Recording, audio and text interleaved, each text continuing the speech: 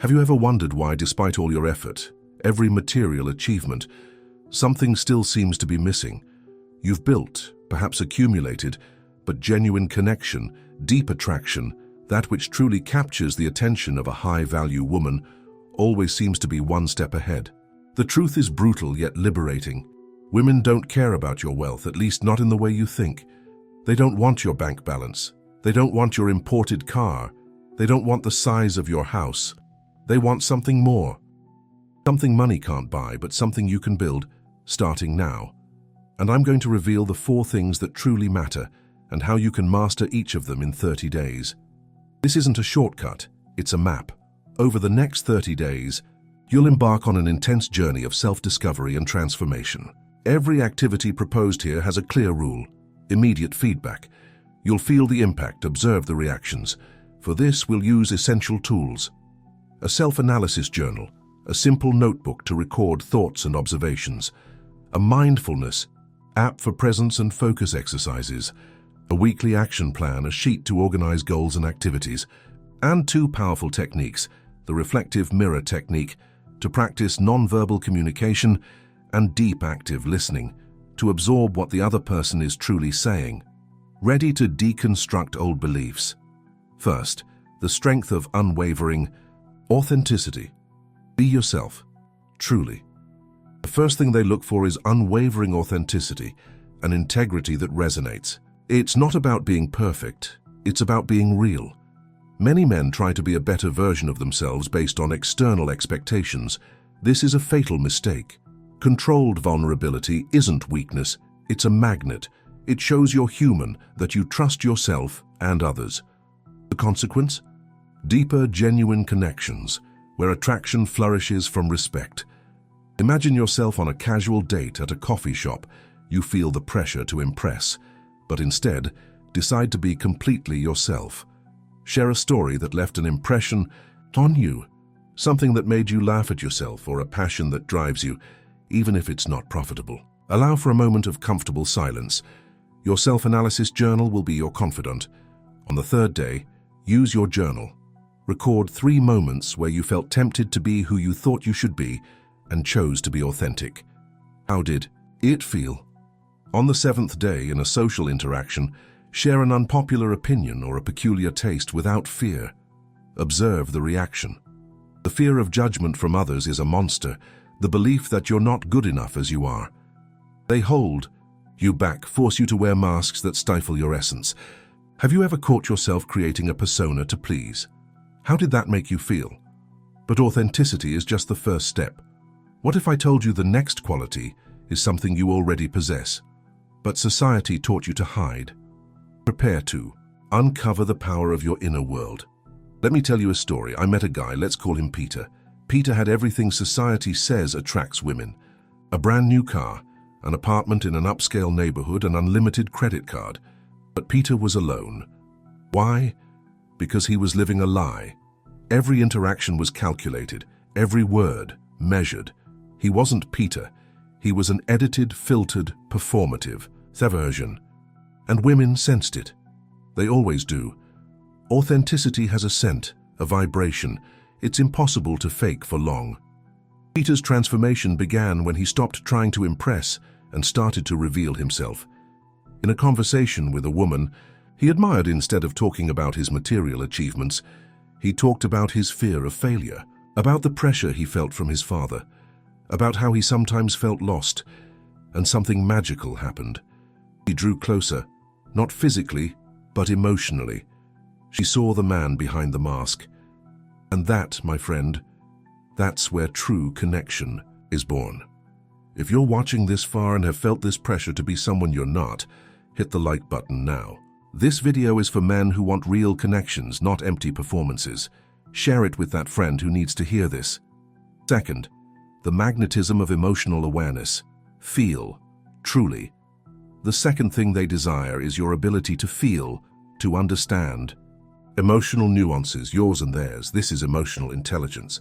It's not about being sensitive, but about being aware, empathetic, capable of navigating the complex ocean of emotional nuances. Emotions aren't enemies, they're data, valuable information. The consequence? You become a safe harbor, an attentive listener, someone who truly sees and understands. This is a magnetic power. You're in a conversation with someone going through a challenge. Instead of offering solutions, apply deep, active listening. Listen not only to the words, but to the tone, body language, the pauses. Connect with the emotion behind the narrative. Don't interrupt, don't judge, just listen. Then reflect what you heard, validating the feeling. It sounds like you're feeling overwhelmed. Use your mindfulness app for 5 minutes before important interactions to center your mind. On the 10th day, practice deep active listening with someone close to you for 15 minutes. Don't give advice, just listen and validate. Note the difference in the connection. On the 14th day, identify an uncomfortable emotion, frustration, anxiety, and instead of running from it, sit with it for 5 minutes, observing it without judgment. Use the mindfulness app. The technique of emotional validation, naming the other's emotion without judgment, is a shortcut to intimacy and trust. It disarms defenses. The consequence: people will feel safe opening up to you, creating unbreakable bonds. Society teaches us to repress emotions, to be strong. The lack of practice in identifying and processing feelings creates barriers. How many times have you felt misunderstood or unable to understand someone who opened up? What would it be like to have the tools to change that? Let me share another case. Mark was the typical tough guy. He grew up hearing that men don't cry. That feelings are for the weak. The result? Mark was a walking emotional time bomb. He'd explode over anything. Or worse, he'd shut down completely. Women fled from him like the plague. Not because he was bad, but because he was emotionally inaccessible. The change came when Mark started to name his emotions. Simple as that. I'm frustrated. I'm anxious. I'm happy. Sounds silly? Maybe. But it was revolutionary. Suddenly, he had the vocabulary to express his inner world. And when he started doing that with others, validating their emotions, the magic happened. Women began to feel safe with him, seen, understood. There was a specific situation that stood out. Mark was on a date when the woman started talking about a problem at work. The old Mark would have offered 1,000 solutions. The new Mark just listened. And when she finished, he said, "It must be really frustrating to feel like your effort isn't recognized." She stopped, looked at him, and said, "That's exactly it. No one has ever understood it like that before." The connection was instant. But what if I told you there's something even more powerful? Something that defines the man you are destined to be. Something that isn't bought, but built, with a clear vision of your future. Third, the attraction of life vision. Have a purpose, truly. The third thing they admire is a man with a clear purpose, a life vision that goes beyond the next paycheck. It's not about having $1 million business plan, but having a direction, a passion that moves you. Something you build and that defines you. Your purpose doesn't have to be grand for the world, but it needs to be grand for you. It's your North Star, your inner compass. The consequence, you radiate an energy of direction, of meaning, of someone who is building something. This is incredibly attractive. In your study space, perhaps a library or your reflection corner, dedicate yourself to creative visualization. Don't think about what you want to have, but who you want to be and what you want to build. Visualize the impact you want to create, the skills you want to master, the person you want to become. Use the weekly action plan to break your purpose into small daily goals. On the 18th day, dedicate an hour to mapping your life vision. It's not a business plan, but a map of the soul. What moves you? What do you want to leave behind? On the 22nd day, initiate a small action aligned with your purpose. It could be reading a book on a topic that fascinates you, or starting an online course. The vision mapping technique transforms abstract dreams into concrete steps, making the intangible achievable. Consequence: you gain clarity and execution. Power: eliminating the paralysis of indecision, the lack of clarity about what truly matters to you, the fear of committing to an uncertain path, the constant distraction of social media that diverts your attention. Have you ever felt adrift without a clear harbor? What would it be like to wake up every day with an unwavering sense of direction? I'll tell you about Ron. Ron was the guy of the moment, always at the right social event, always wearing the right clothes, always saying the right things. But Ron was empty. He had no dreams of his own. He lived the dreams of others. He followed trends. He was a social chameleon. And women noticed. He got initial attention, sure, but nothing lasted. Why? Because there was no substance, no depth. Everything changed when Ron discovered his passion, photography. He started small, a used camera, but he had fire in his eyes. When he talked about it, about capturing moments, about telling stories through images, suddenly Ron had something to wake up for, something that defined him beyond what he wore or where he went. And women? They were drawn to him like moths to a flame, not by the photography itself, but by the passion, by the purpose, by the direction. There was a specific moment that stood out to me. Ron was at a bar, talking to a woman. She asked him what he did. Before, he would have given a generic answer trying to impress. This time his eyes sparkled. He talked about a photography project he was developing about homeless people, about how he wanted to show the humanity behind the invisibility. The woman was fascinated, not by the project, but by his energy, by his conviction, by the man with a mission. If you're feeling a lack of direction in your life, if you feel like you're just existing and not living, comment now on what area of your life you'd like to transform into purpose. Let's create a community of men with vision. But even with authenticity, emotional intelligence, and a clear purpose, a crucial piece is missing. The piece that unites everything and projects the image of a complete man. The one that doesn't scream but resonates. Fourth, the power of silent confidence. Trust yourself, silently. The fourth and perhaps most powerful of qualities is silent confidence. It's not arrogance, it's not showmanship.